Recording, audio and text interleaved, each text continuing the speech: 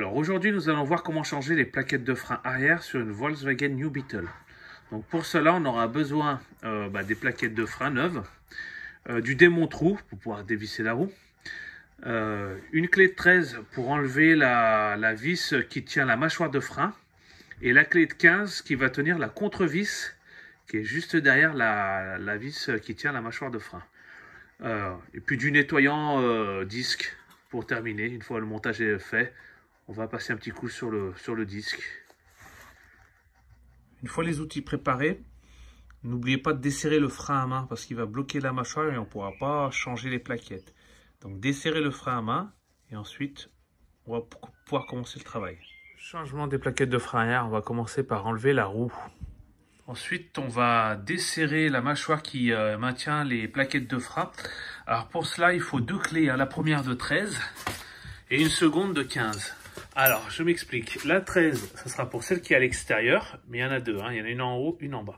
Donc la première va tenir on va tenir la 13 et la seconde, c'est la contre-vis qui est juste ici.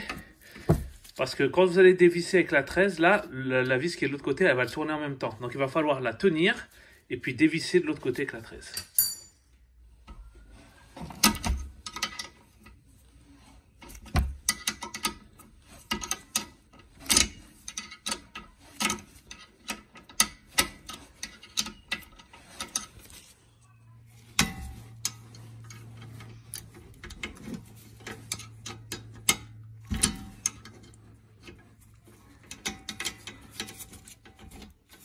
Du bas et celle du haut enlevée, la mâchoire va pouvoir s'enlever et vous avez accès aux deux plaquettes de frein qui sont là. Donc il n'y aura plus qu'à les retirer.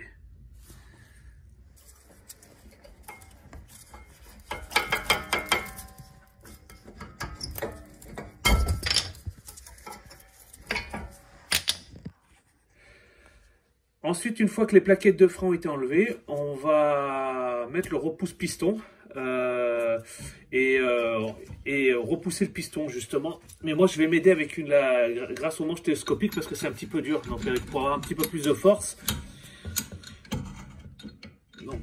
Et on va le rentrer jusqu'au bout, puisque les plaquettes sont neuves et que le piston est complètement fermé à cause des anciennes plaquettes qui étaient arrivées à bout.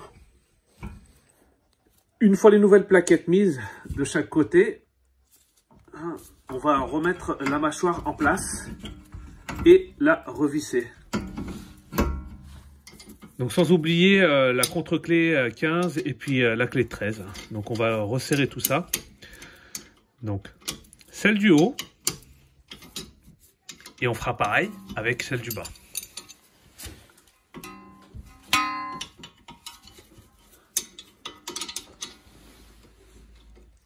Une fois la mâchoire de frein bien vissée, on va faire un petit coup de nettoyage.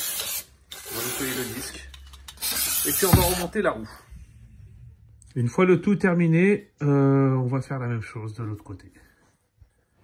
Une fois les plaquettes changées des deux côtés, il va falloir purger le frein.